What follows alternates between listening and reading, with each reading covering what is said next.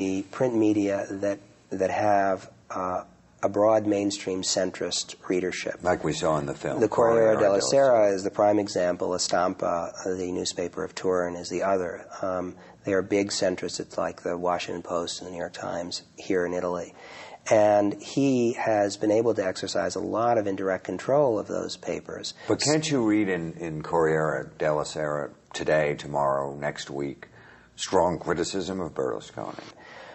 You would think that would happen in any in a naturally free press, and that has not happened in Italy. So that as a result, the average sort of center voter doesn't quite know what to believe. I think actually, if they examine them closely, they'd be quite shocked. Well, we found that very interesting in the film, that you had his lawyers, his very own lawyers in his trial, going back as parliamentarians to change the laws to his advantage. Could that happen in any other country, or is that pretty unique to Italy? Maybe somewhere in South America, but I'm not aware of it happening in any advanced democracy.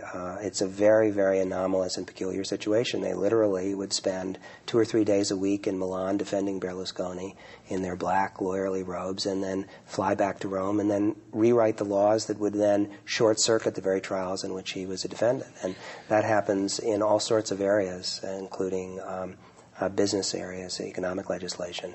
How much do you think the Berlusconi model is playing out in other parts of the world? Well, I think the thing that makes Berlusconi a really interesting, important figure is that he crystallizes in a very dramatic way problems and issues that exist in all modern democracies now, in every society, including ours.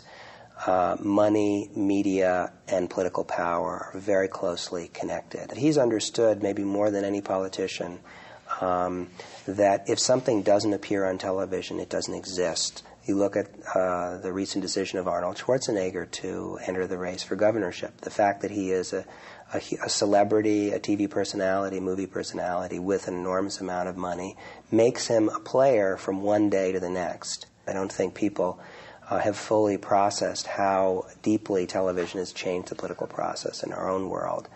Political parties have become vestiges of what they were, and individuals and large amounts of money can leapfrog over that process.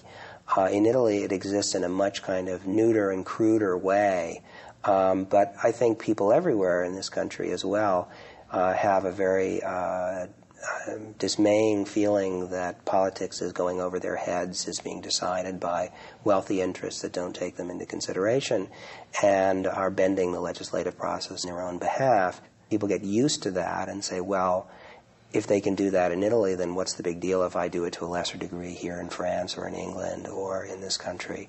And so I think it's setting precedents that are unhealthy for democracy. Alexander Stilla, thank you for joining us. Thanks for having me.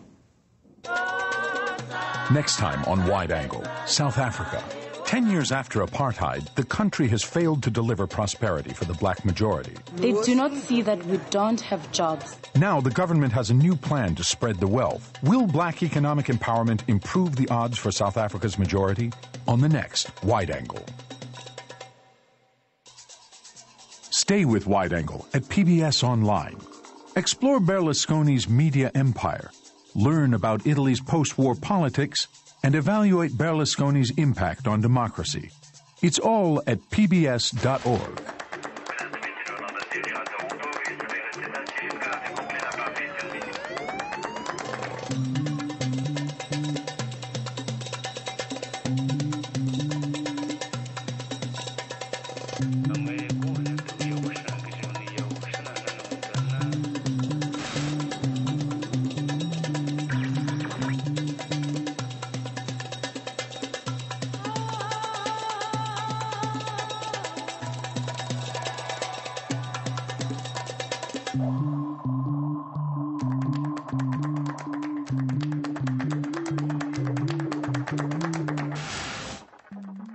Major funding for Wide Angle has been provided by the William and Flora Hewlett Foundation, the Ford Foundation, the John D. and Catherine T. MacArthur Foundation, and the Jacob Burns Foundation. Additional funding has been provided by Carnegie Corporation of New York and the Miriam and Ira D. Wallach Foundation. Wide Angle has also been made possible by the Corporation for Public Broadcasting and contributions to your PBS station from viewers like you. Thank you.